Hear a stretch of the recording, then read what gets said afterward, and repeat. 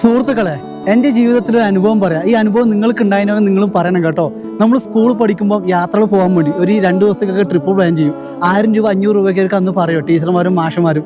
ആ സമയത്ത് പനിയും വയറുവേദന വരുന്ന കുറേ കൂട്ടുകാർ നമ്മൾക്കുണ്ട്. എനിക്ക് 7ാം ക്ലാസ്സിലായാലും 8ാം ക്ലാസ്സിലായാലും ഒക്കെ ടൂർ പ്ലാൻ ചെയ്യുമ്പോൾ ആ സമയത്ത് പോകാൻ പറ്റാറില്ല. കാരണം വീട്ടിൽ നിന്ന് പൈസ ഇല്ല. ഈ 500 രൂപ ഒന്നും തരാൻ കഴിയില്ല. ഈ സമയത്ത് ഭയങ്കര ബുദ്ധിമുട്ടാണെന്ന് നമ്മൾ അധികം ആൾക്കാരോട് വീട്ടുകാർ പറയുക. പക്ഷേ ഇപ്പം ഞാൻ വളരെ സന്തോഷമാണ് കേട്ടോ. ആ സമയത്ത് എനിക്ക് എന്താ യാത്രകൾ പോകാൻ കഴിഞ്ഞിട്ടില്ലെങ്കിൽ അതിന് മുകളിൽ സ്വപ്നം കണ്ട സ്ഥലങ്ങൾക്ക് മുകളിൽ ഞാൻ എത്തിയിരിക്കുവാണ്. ഹിമാചൽ പ്രദേശിലെ കുളു ഡിസ്ട്രിക്റ്റിൽ വരുന്ന ശരൺ എന്ന് പറയുന്ന ഗ്രാമപ്രദേശമാണ്. എനിക്ക് നിങ്ങളോട് പറയാൻ തോന്നിയൊരു കാര്യമാണ്, നമുക്ക് വലിയ പൈസകളല്ല യാത്രകൾ ചെയ്യാൻ വേണ്ടി വേണ്ടത്.